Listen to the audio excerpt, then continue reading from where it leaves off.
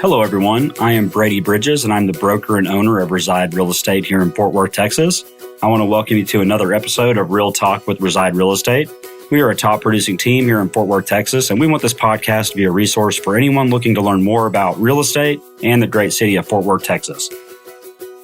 Today, I'm joined by Stephanie Gutierrez. Stephanie has been a realtor since 2014. Though she enjoys working with everyone, her favorite are first-time homebuyers because she loves leading clients through the buying and selling process and helping make the transaction a success. Although every deal comes with its own challenges, she loves the learning process and feels that every closed deal makes her a more experienced and better realtor for her clients. Stephanie joined our team last year around June. Stephanie, thanks for coming in. Well, thank you for calling me in. So Stephanie, kind of tell everybody a little bit about yourself. Obviously, how long have you been in Fort Worth? Tell us about yourself. So I moved here 20 years ago and moved to Ryan Place. That's where I've been in my same house this whole time. And what I have seen is just exponential growth in Fort Worth. The city that I moved to 20 years ago it's just a completely different place. Yeah, I mean, I've only been here since 2005, and it's crazy. I guess I'm almost at 20 years too. That's kind of crazy. Yeah. So what I wanted to talk to you about today, I had Stephanie Casco come in earlier this year, talk about the home buying process, but I think a lot of times, and especially with how much the market's changed, people really need to understand the selling process. So, we obviously know what goes into it, but let's just say someone comes to us or calls you and says, "Hey, Stephanie, I'm thinking about selling my house." So what would be the first steps? Where would you start with those people? Well, at first would ask, a lot of questions. What's got you thinking about selling? How soon do you need to sell? Are you the main decision maker? Sometimes it's a family, and then sometimes it may be an estate, or it may be, a divorce situation. So, you want to find out as much as you can in the beginning, and then you'll have more information to do your initial consultation. Yeah, from the agent side of things, of course. Mm-hmm. So I'm ready to sell. I call you. Do we set up a meeting? Like, let's walk through the whole thing. Where are you going to start? So the first thing I'll do, like I said, is I'll ask you a series of questions and then get some more information on your situation. I'll probably send you a preliminary email and say, here are some things to do to get ready for our appointment. Do you have your survey? Go ahead and, look for that. What else? I might give you some preliminary staging tips and that kind of thing before I come and visit. Or, have you made any recent improvements? Have you made any recent repairs? If you could collect, information like that for our appointment, that would be helpful. And then I may drop off a packet of information about our agency, our brokerage, and myself. And then we'll schedule an initial appointment. Usually that will last about 45 minutes to an hour. You will show me the house, and we'll visit about the selling process. Great. So how you come in, we do these meetings, and some of the common questions I get, people are obviously looking at Zillow and Zestimate. So pricing is always a big topic whenever we go into a house. Obviously, that's where people get their money, is from what we sell the house for. So I think a lot of people, we're so numb to it now. We know how we price a house. So how do you come up with the numbers of what we're going to list a house for or suggest listing a property? So we want to make sure that we do a really strong data-driven price to set for your house when we put it on the market. Because positioning your house on the market is one of the most, price-wise, is one of the most important things that we will do. And a lot of times, people look at their estimates or their tax appraisal value, and those all are helpful tools. But what we really want to do is look at what's selling around you and kind of think of it like an appraiser would. Where does your house compare to the other houses that have sold recently in the neighborhood? Yeah, and I know in the past 2 years, that's something we've really had to combat because prices were going insane and there were no really solid comps. So people were just bidding things up. So it's definitely very important when you're going to sell your house to make sure you're listening to your agent about what the sold comps are, because you can't go off data that's older right now, in my opinion, more than 60 days, just because everything's changed and shifted so much.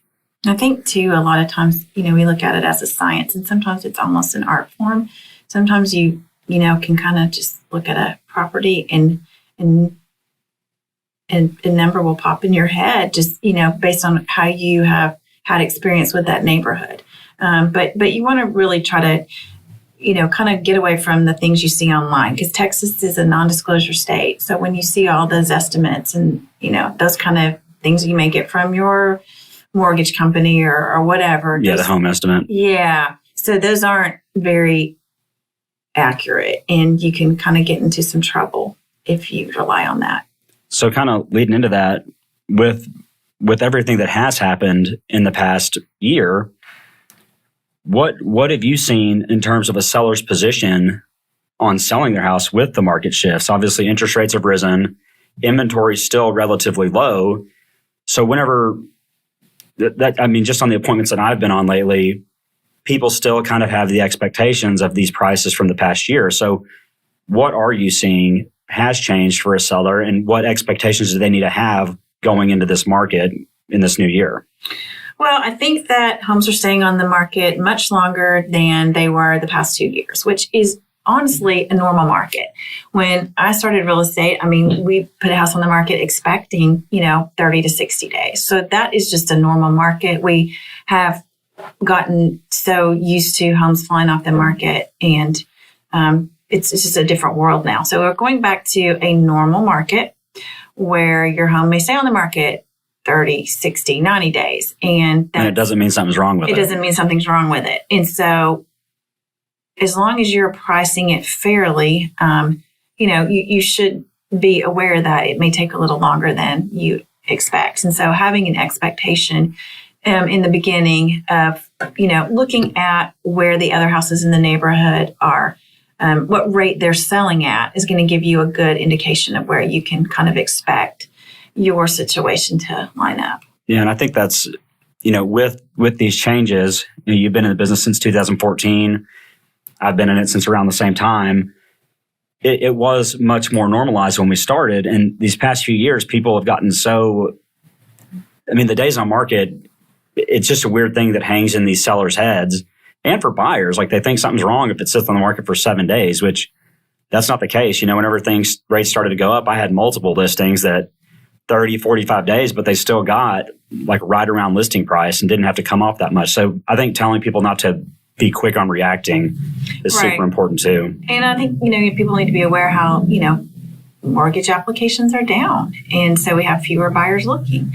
And it's also important to realize that every neighborhood's different. So what you hear on the news may not be a true reflection of your particular neighborhood. So you want to make sure that you do a very deep dive into those comparables so you understand your neighborhood, because, in newer neighborhoods, you're competing with builders, and the builders are giving incredible incentives right now. Yeah, they need to get homes off their books. Yes. So you have a completely different situation in some areas like North Fort Worth, as opposed to something in your more inner city Fort Worth neighborhoods. Like your neighborhood, Ryan Place.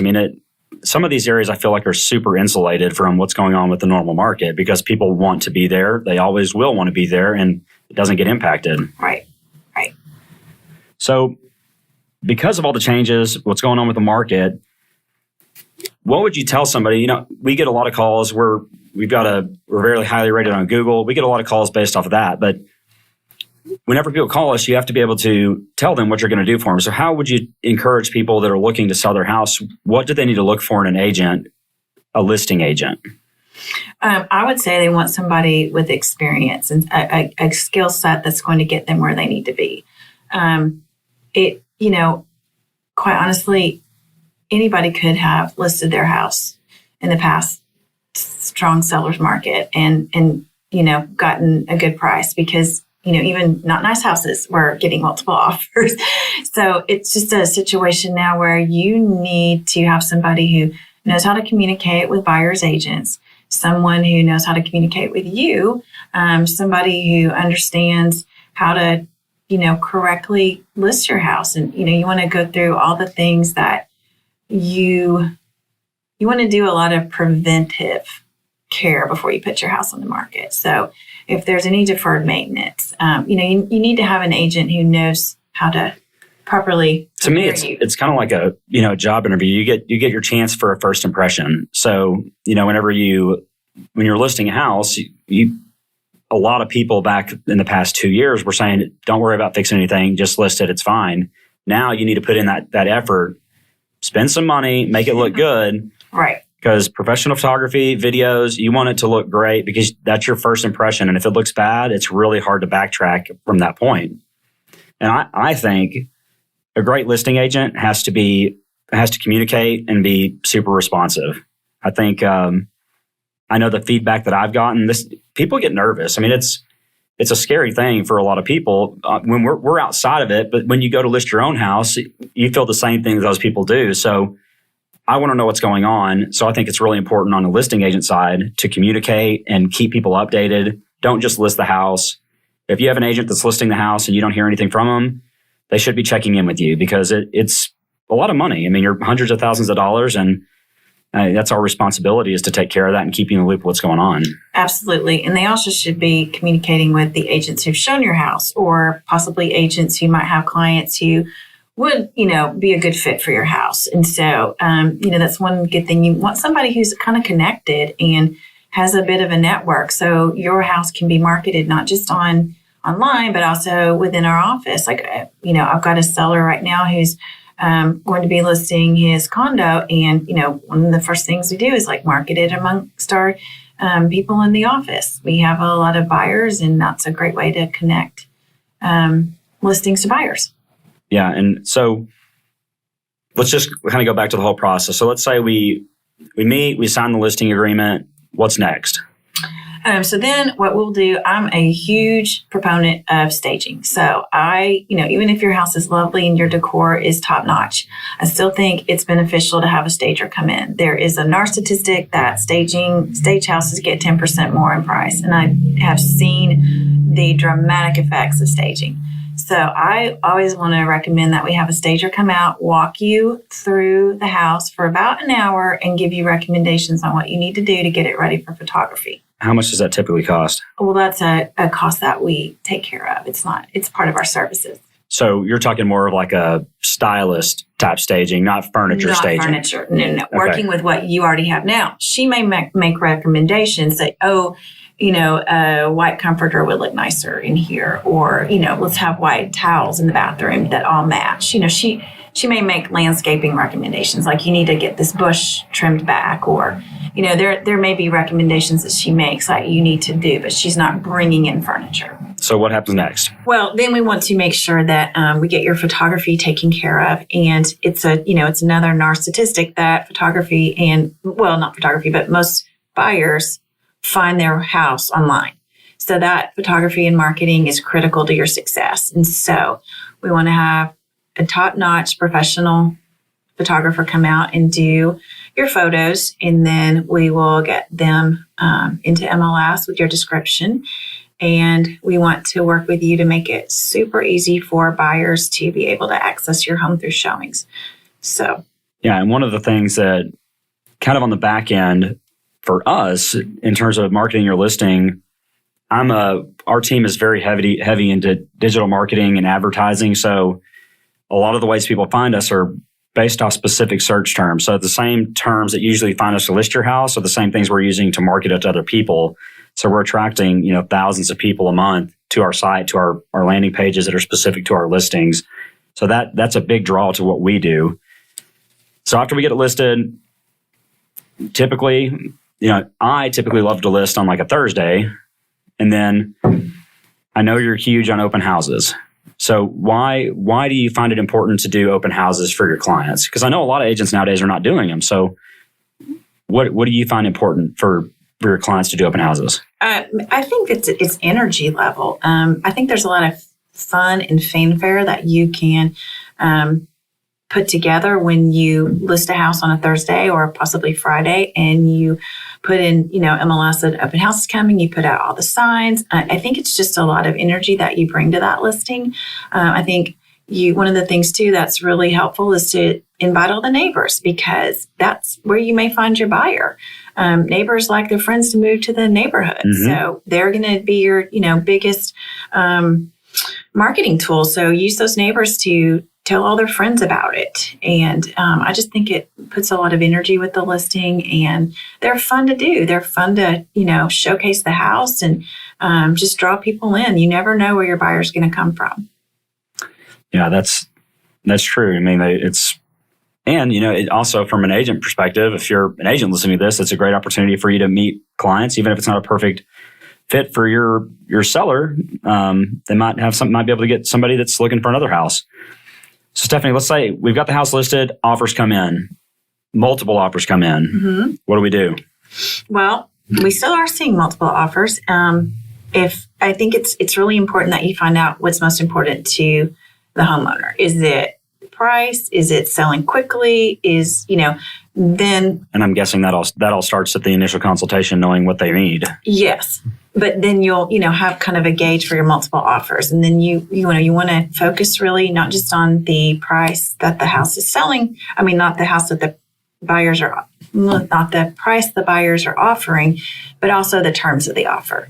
And so what we normally do is make what we call a net sheet to tell you, okay, this offer will offer this price, and these are the terms, and this is what you will net with this offer, and just kind of rank the offers in that manner, and then you will decide what is most important to you and which offer you want to select. Perfect. All right, so kind of finishing up, what's the biggest piece of advice you can give to today's sellers? Well, I would say price the home. I would say the most important, you would be surprised how many times I get called by a client and they say, hey, Stephanie, why has this house been sitting on the market so long? And I don't even have to look at the listing before I'm 99.9% sure it's because it was overpriced. So I say the most important thing you can do is price your home correctly, stage your home correctly, showcase your home correctly, and just be prepared. Disclose everything you need to disclose to the buyer. Be as transparent as you can be about any repairs that need to be made or the condition of your home. And I think that's the biggest advice.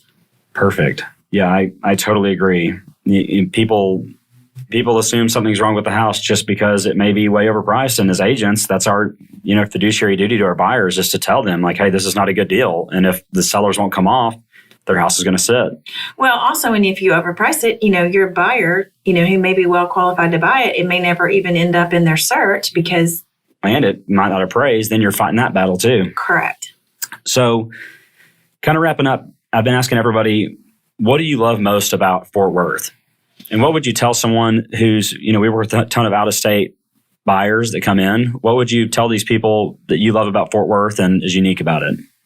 I think that since in the past 20 years, I think the growth has been phenomenal, and it's a much more diverse place than it was when I first moved here. It's very rich in terms of the population. We have people from all over. It's not just Texans who live here, but we have people from all over the country and internationally, and it's just a very rich place. Our cultural district is amazing. We have world-class museums. We have lots of entertainment options. Summer Moon Coffee. All the craft coffee shops. If you ever want to find Stephanie, just go by Summer Moon Coffee. There you go. She's usually there. Stephanie, thanks for coming in. That's another episode of Real Talk with Reside. How can people get a hold of you if they want to reach out, Stephanie? You can email me at stephanieg@residedfw.com, or you can give me a phone call. It's 817-709-5800. Awesome. Thanks again for listening. And if we can ever help you, reach out.